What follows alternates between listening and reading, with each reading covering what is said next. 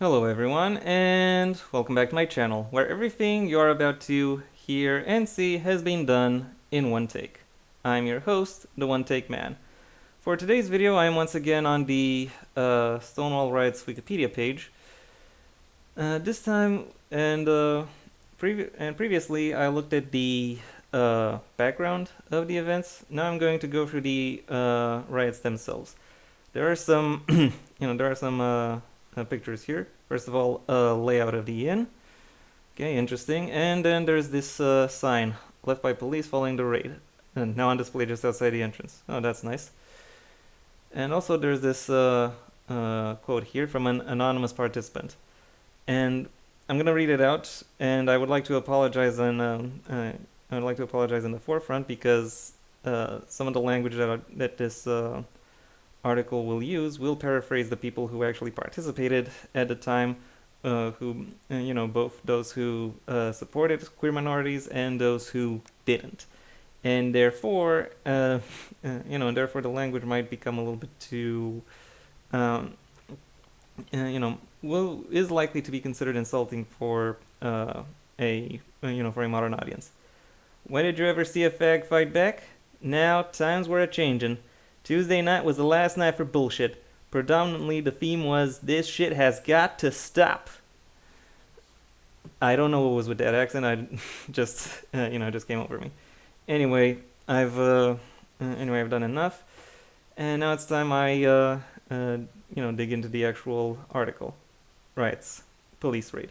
At 1:20 a.m. on Saturday, June 28, 1969, four plainclothes policemen in dark suits, two patrol officers in uniform, Detective Charles Smythe, and Deputy Inspector Seymour Pine, so 8 people, arrived at the Stonewall Inn's double doors and announced, "Police, we're taking the place." Two undercover policewomen and two undercover policemen entered the bar early that evening to gather visual evidence, as the Public Morals Squad waited outside for the signal. Once ready, the undercover officers called for backup from the 6th Precinct using the bar's pay telephone. Okay, yeah, keep in mind, 60s, they needed stuff like that. They didn't have cell phones everyone in their pockets. Stonewall employees do not recall being tipped off that a raid was to occur that night, as was the custom. Yeah, well, stuff happens. There's also a note here, but ooh, it's a long note too. Yeah, I'm not delving into it. The music was turned off and the main lights were turned on. Approximately 200 people were in the bar that night. Patrons who had never experienced a police raid were confused. A few who realized what was happening began to run for doors and windows in the bathroom, but police barred the doors. Michael Fader remembered, "Things happened so fast you kind of got caught not knowing. All of a sudden there were the police and we were told to all get in lines and to have our identification ready to be let out of the bar. The raid did not go as planned." Yeah, no shit. That's why there's this article. Among other things. Standard procedure was to line up the patrons, check their identification, and have female police officers take patrons they perceive to be women to the bathroom to verify their sex. Okay. Seriously, yeah, never mind. The officers would then arrest any trans women or drag queens. The women refused to go with the officers, and the men in line refused to produce their identification. The police decided to take everyone present to the police station, after separating those suspected of cross-dressing in a room in the back of the bar. All parties involved recalled that a sense of discomfort spread very quickly, started by police who assaulted some of the lesbians by feeling some of them up inappropriately while frisking them. Yeah, no surprises there. The police were to transport the bar's alcohol in patrol wagons. 28 cases of beer and 19 bottles of hard liquor were seized. Land of the free, everybody. But the patrol wagons had not yet arrived, so patrons were required to wait in line for about 15 minutes. Yeah, not surprising. Those who were not arrested were released from the front door, but they did not leave quickly as usual. Instead, they stopped outside and the crowd began to grow and watch. Within minutes, between 100 and 150 people had congregated outside. Some of them, some after they were released from inside the Stonewall, and some after noticing the police cars in the crowd. Although the police forcibly pushed or kicked some patrons out of the bar, some patrons were released by the police. Some customers released by the police performed for the crowd by posing and saluting the police in an exaggerating fashion. The crowd's applause encouraged them further. Okay, there was a crowd at 1:20 a.m. in New York City. well, okay, it's a city that never sleeps, so it doesn't stretch believability too much, but I'm still not particularly convinced. Anyway, moving on.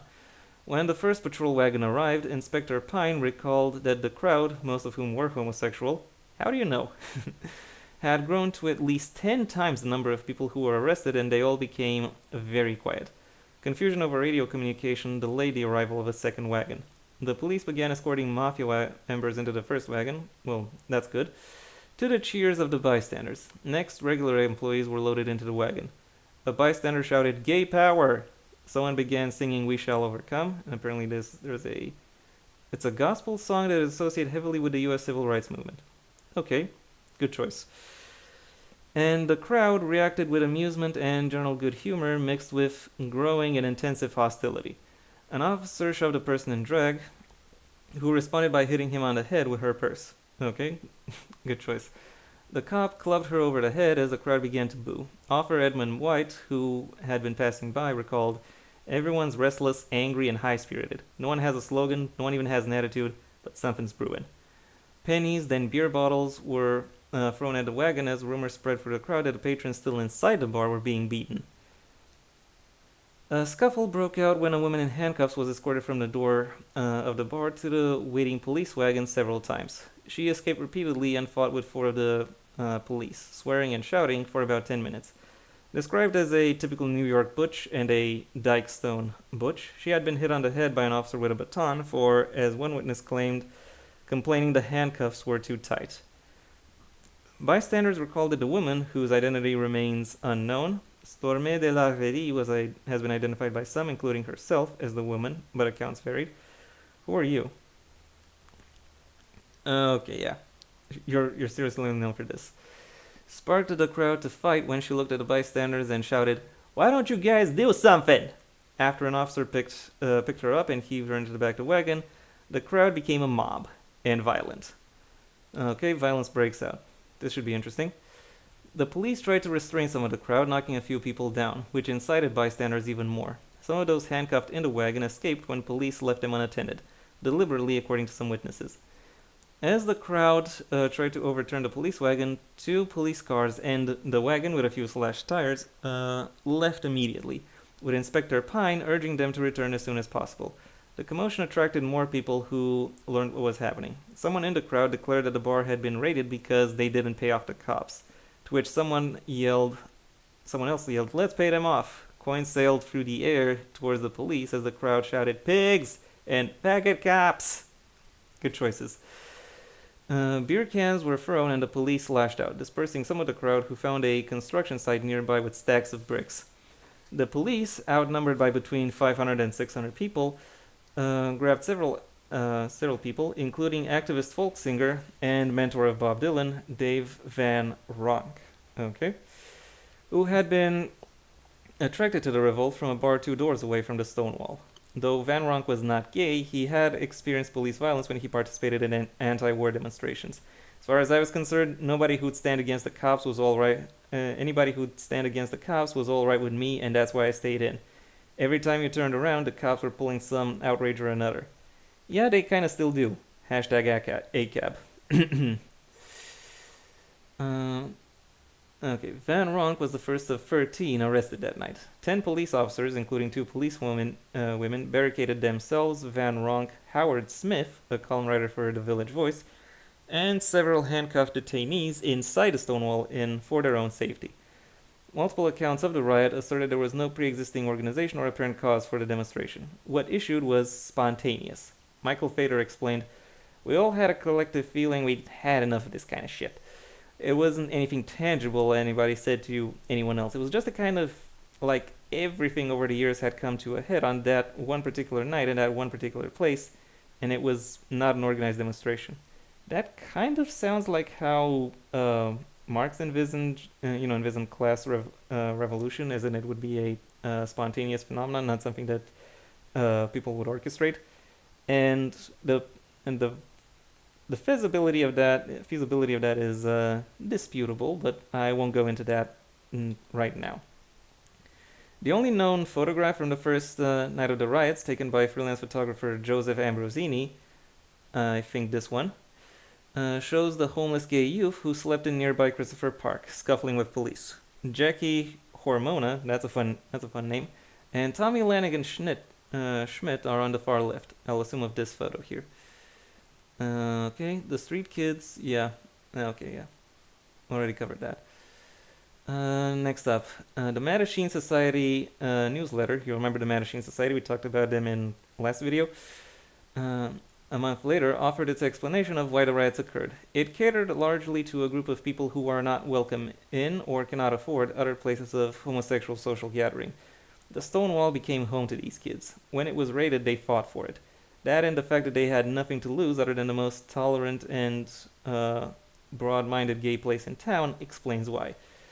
Garbage cans, garbage, bottles, rocks, and bricks were hurled at the building, breaking the windows. Witnesses attest that flame queens, hustlers, and gay street kids, the most outcast people in the gay community, were responsible for the first volley of projectiles, as well as the uprooting of a parking meter used as a battering ram on the doors of the Stonewall Inn. Okay, that's cool. That's cool and funny. Moving on.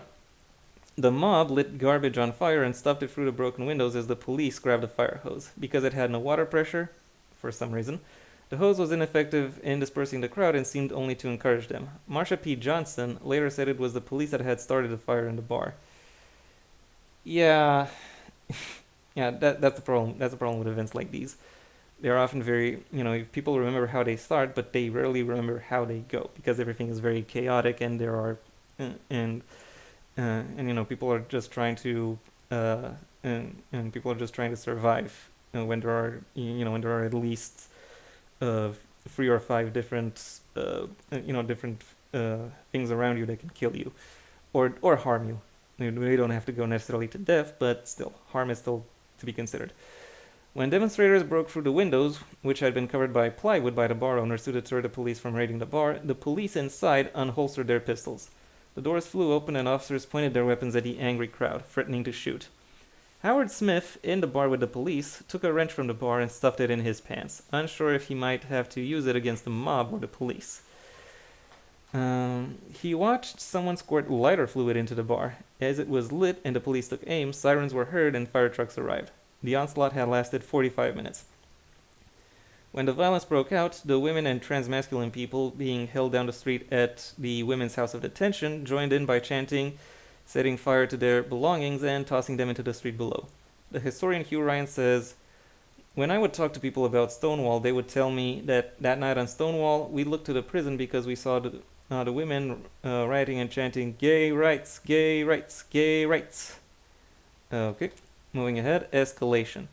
The tactical patrol force of the New York City Police Department arrived to free the police trapped inside Stonewall. One officer's eye was cut, and a few others were bruised from being struck by flying debris. Yeah, well, that's what you get for being an enforcer of unjust authority. Bob Kohler, who was walking his dog by the Stonewall that night. Okay, dogs have, dogs are apparently more nocturnal in New York, saw the TPF arrive. "I had been in enough riots to know the fun was over. The cops were totally humiliated. This never, ever happened. They were angrier than I guess they had ever been because everybody else had rioted. But the fairies were not supposed to riot. No group had ever forced the cops to retreat before, so the anger was just enormous. I mean, they wanted to kill." With larger numbers, police detained anyone they could and put them in patrol wagons to go to jail, though Inspector Pine recalled fights erupted with the transvestites, who would not go into the patrol wagon. His recollection was corroborated by another witness across the street who said, all I could see about who was fighting was that it was transvestites and they were fighting furiously. The TPF formed a phalanx. Okay. I appreciate your respect for the classics. Go on. And attempted to clear the streets by marching slowly and pushing the crowd back. The mob openly mocked the police. The crowd cheered, started impromptu kick lines, and sang to the line of "Tarara Bundiai." "We are the Stonewall girls. We wear our hair in curls. We don't wear underwear. We show our pubic hair." Did I get the rhythm right? I hope so. Also, this is a fun little tune.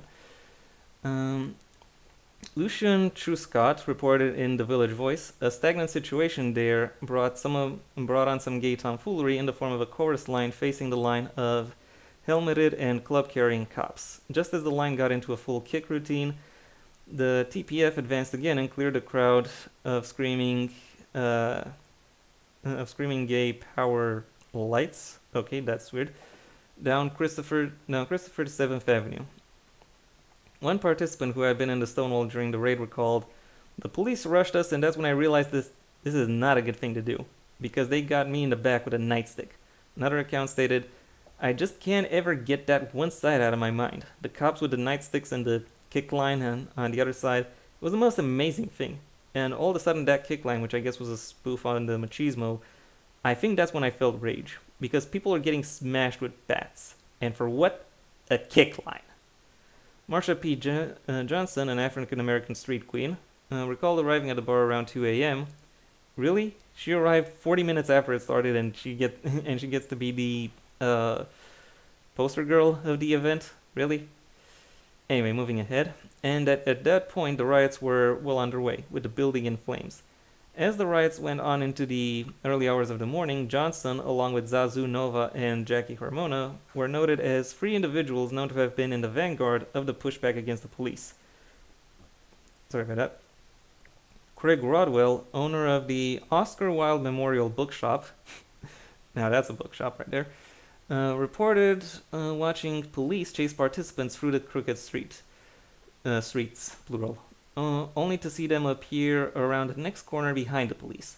Members of the mob stopped cars, overturning one of them to block Christopher Street. Jack Nichols and Leach Clark, I assume, that's how the name is supposed to be spoken, in their column printed in Screw, probably another gay periodical, magazine, newspaper, whatever, declared that massive crowds of angry protesters chased the police for blocks screaming, "Catch them!" By 4 a.m., the streets had nearly been cleared. Many people sat on stoops and gathered nearby in Christopher Park through the morning, dazed in disbelief at what had transpired. Many witnesses remembered the surreal and eerie quiet that descended upon Christopher Street, though there continued to be electricity in the air. Not surprising. One commented, "There was a certain beauty in the aftermath of the riot. It was obvious, at least to me, that a lot of people were gay and, this was our street." 13 people had been arrested. Some in the crowd were hospitalized, happens, and 4 police officers were injured. Also, happens. Almost everything in the Stonewall Inn was broken. Yeah, again, happens. Inspector Pine had intended to close and dismantle the Stonewall Inn that night. Payphones, toilets, mirrors, jukeboxes, and cigarette machines were all smashed. Possibly in the riot and possibly by the police. And here we have a photo of Christopher Park. Yeah, where a lot of the homeless people who went into the inn typically spend their time. It is now the site of the Gay Liberation Monument. Okay. And now, what happened in the second night? During the siege of Stonewall, Craig Rodwell called the New York Times, the New York Post, and the Daily News to tell them what was happening. All 3 papers covered the riots. The Daily News placed coverage on the front page. News of the riots spread quickly throughout Greenwich Village, fueled by rumors that it had been organized by the Students for a Democratic Society, the Black Panthers, or triggered by a homosexual police officer whose roommate went dancing at the Stonewall against the officer's wishes. Okay, not gonna lie, that's a little bit funny. All day Saturday, June 28th, people came to stare at the burned and blackened Stonewall Inn. Graffiti appeared on the walls of the bar, declaring, "Drag power, they invaded our rights, support gay power, and legalize gay bars," along with accusations of police looting and, regarding the status of the bar, "We are open." The next night, rioting again surrounded Christopher Street. Participants remembered differently which night was more frantic or violent. Many of the same people returned from the previous evening, hustlers, street youths, and queens, but they were joined by police provocateurs, curious bystanders, and even tourists. Okay. I won't comment upon being a tourist in New York. I imagine it has some touristy places, but why would you go there? I don't know. I'm trying to imagine if I were in town during a during any kind of historical event or an event that would prove itself to be historical. Would I actually want to be there? Uh, anyway, too much of an aside. Never mind. Let's go on ahead. Remarkable to many was the sudden exhibition of homosexual affection in public, as described by one witness. From going to places where you had to knock on a door and speak to someone through a peephole in order to get in, we were just out. We were in the streets.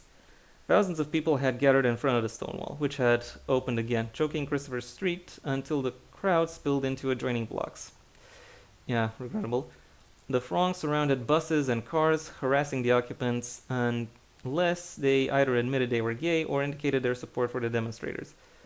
That's actually something I agree with, because you just had this massive thing go on, and you do not want to get back into into that closet. You really want to um, build on what it is that you've had, because you do not want to get back to back to where things were, or potentially even worse. Marsha P. Johnson was seen climbing a lamppost and dropping a heavy bag onto the hood of a police car, shattering the windshield. Okay. As on the previous evening, fires were started in garbage cans throughout the neighborhood. More than 100 police were present from the 4th, 5th, 6th, and 9th precincts. Why not the 7th? Actually, where are the 7th and 8th? Like, seriously. But after 2 a.m., the TPF arrived again. Kick lines and police chases waxed and waned. When police captured demonstrators, whom the majority of witnesses described as sissies or swishes, the crowd surged to recapture them. Again, street battling ensued until 4 a.m. Beat poet and longtime Greenwich Village resident Allen Ginsberg lived on Christopher Street and happened upon the jubilant chaos. That's a great way to describe it. After he learned of the riot that had occurred the previous evening, he stated, "Gay power! Isn't that great? It's about time we did something to assert ourselves," and visited the open Stonewall Inn for the first time. While walking home, he declared to Lucian Truscott, the guys there were so beautiful. They've lost that wounded look that fags all had 10 years ago." Activist Mark Siegel recounts that Martha Shelley and Marty Robinson stood and made speeches from the front door of the Stonewall on June 29, 1969, the second night of the riot. Leaflets, press coverage, and more violence. We have here the August newsletter of the Mattachine Society, which covers the events. That's nice. Anyway, back to the topic at hand. Leaflets, press coverages, and more violence. Activity in Greenwich Village was sporadic on Monday, June 30th, and Tuesday, July 1st, partly due to rain. Police and village residents had a few altercations as both groups antagonized each other. Yeah, not surprising. Craig Rodwell and his partner Fred Sargent, who has come up at least once before in this article, I think, took the opportunity the morning after the first riot to print and distribute 5,000 leaflets. One of them reading, "Get the mafia and the cops out of gay bars." The leaflets called for gay people to own their own establishments, for a boycott of the Stonewall and other mafia-owned bars, and for public pressure on the mayor's office to investigate the intolerable situation. Not everyone in the gay community considered the revolt a positive development. Yeah, of course, these things always happen. Assimilationists, or as some left-leaning spaces would call them, counter-revolutionaries, always exist.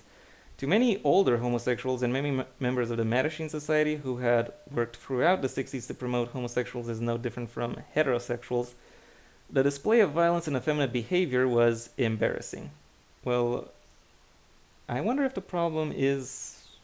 I wonder if the problem is not perhaps in some designation, because because gay is perhaps a little bit too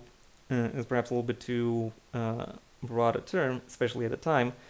And what would have actually been helpful is to look at individual categories and recognize that they also have something to bring, and that maybe to some extent their behavior would necessitate a little bit more extravagance that could perhaps benefit general society. Anyway, moving ahead. Where was I? Oh yeah, Randy Wicker, who had marched in the first gay picket lines before the White House in 1965, said, "The screaming queens forming chorus lines and kicking went against everything that I wanted people to think about homosexuals. That we were a bunch of drag queens in a village acting disorderly and tacky and cheap." Oh, shut up. Others found the closing of the Stonewall Inn, termed a sleaze joint, as advantageous to the village. Well, screw you two. On Wednesday, however, the Village Voice ran reports of the riots written by Howard Smith and Lucian Truscott that included unflattering descriptions of the events and its participants. Forces of faggotry, limp wrists, and Sunday fag follies. Damn, what's with these names? Fuck. Okay. A mob descended upon Christopher Street once again and threatened to burn down the offices of the Village Voice, which at the time was headquartered several buildings west of the Stonewall Inn on Christopher Street. That proximity gave Truscott and other writers for the newspaper first-hand observations of the uprising. Also in the mob of between 500 and 1,000 were other groups that had unsuccessful confrontations with the police and were curious how the police were defeated in this situation. Another explosive street battle took place with injuries and demonstrators and police alike, local shops getting looted, and arrests of 5 people. The incidents on Wednesday night lasted about an hour and were summarized by one witness. "The word is out. Christopher Street shall be liberated. The fags have had it with oppression." Damn, that was aggressive, especially for me. And it looks like I've been filming for 26 minutes. I could perhaps go a little bit more. I wonder how much more. Aftermath is quite extensive. I just go to the half of it and then stop for this week and then film then film the segment for next week. Anyway,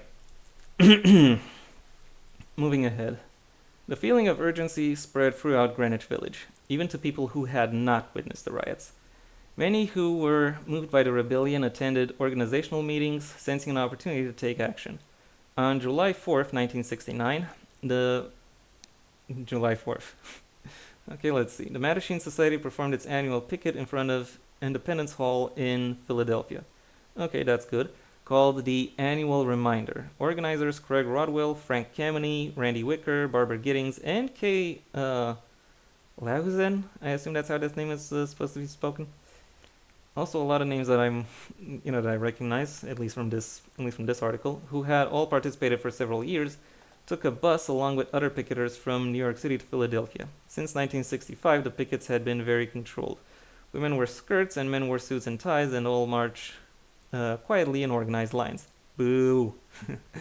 This year, Rodwell remembered feeling restricted by the rules Kameny had set. When 2 women spontaneously held hands, Kameny broke them apart, saying, "None of that! None of that!" Rodwell, however, convinced about 10 couples to hold hands. The hand-holding couples made Kameny furious, but they earned more press attention than all of the previous marches. Participant Lily Vincennes remembered, "It was clear that things were changing. People who had felt oppressed now felt empowered." Rodwell returned to New York City determined to change the established quiet, meek ways of trying to get attention. One of his priorities was planning Christopher Street Liberation Day. Okay, and now we got the Gay Liberation Front and a photo of a gay rights demonstration in Trafalgar Square, London. I've been to Trafalgar Square once, funnily enough. It was pretty. It was majestic and imperial. It was the majestic and imperial kind of pretty. Nothing really, nothing really a more modern, less imperialistic audience would enjoy. Anyway, moving ahead, back to the article, Gay Liberation Front. Although the Mattachine Society had existed since the 50s, many of their methods now seemed too mild for people who had witnessed or been inspired by the riots. Mattachine recognized the shift in attitudes in a story from their newsletter entitled, "The Hairpin Drop Heard Around the World." Damn. When a Mattachine officer suggested an amicable and sweet candlelight vigil demonstration, a man in the audience fumed and shouted, "Sweet? Bullshit! That's the role society has been forcing these queens to play." And the idea being that it obviously didn't work because queens or queer people in general were still being targeted, and therefore the solution wasn't to wasn't to be nicer. It was to go on the offensive.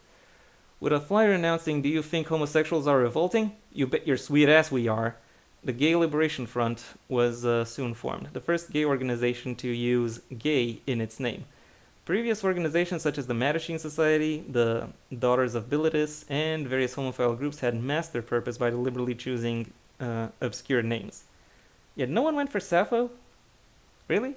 No one went for Sappho? Anyway, moving ahead.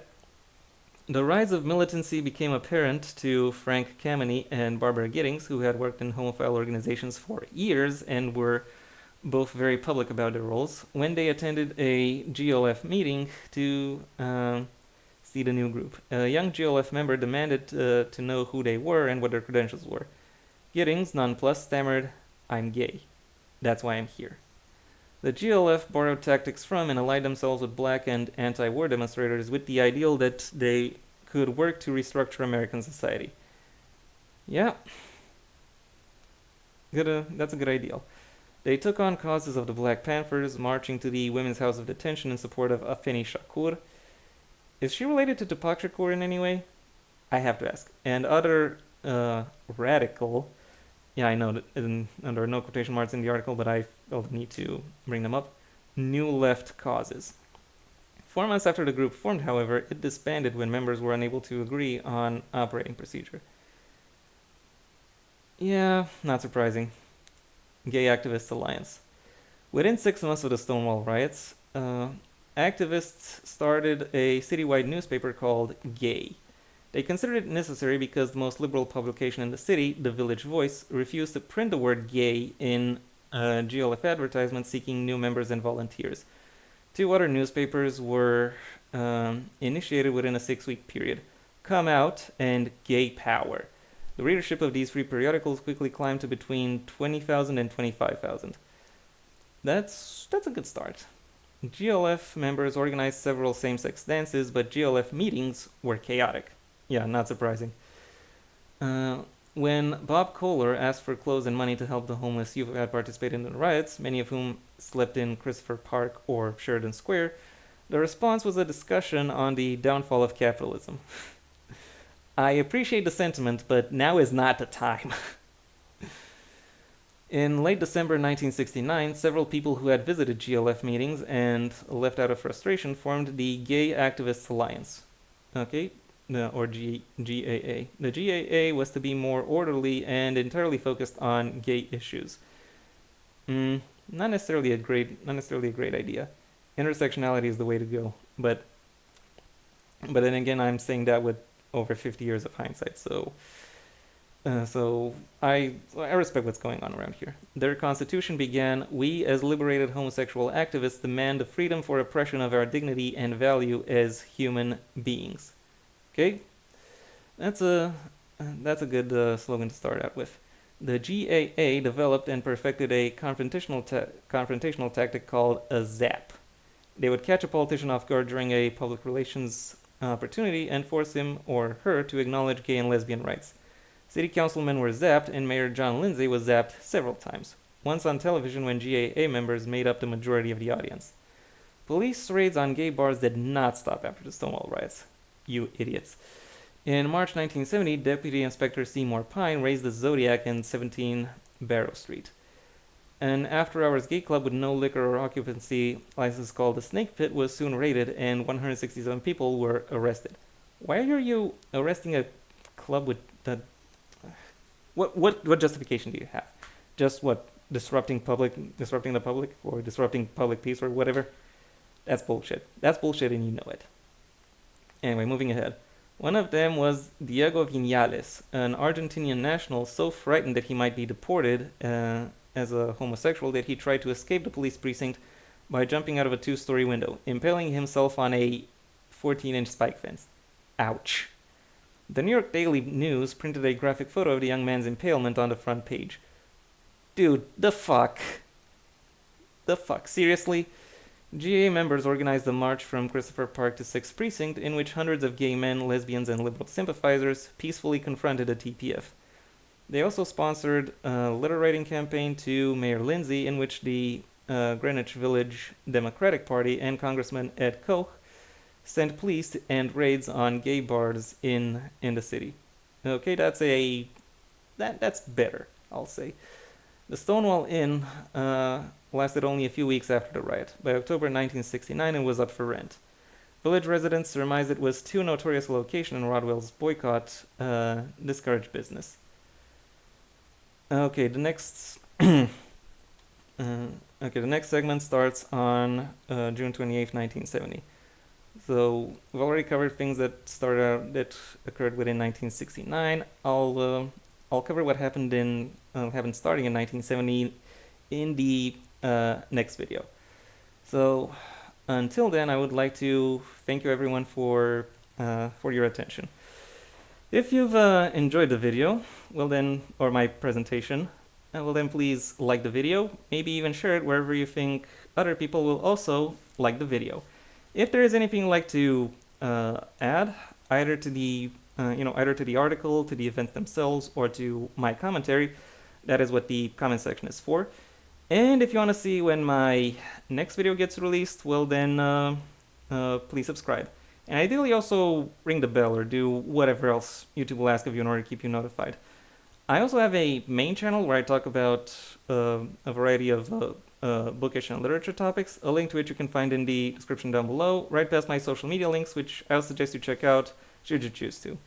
If you find that to not be of interest to you, then I suggest you stay on this channel and go through my extensive backlog of really everything. It could be historical retrospectives, it could be other forms of commentary, it could be gameplay videos, or it could be me talking about shows and movies. That's also a possibility. If none of these sound interesting to you, then I suggest you go ahead and do whatever you want the rest of your day, because it is your day after all. And yeah, that was it from me. So until next time, I have been the One Take Man.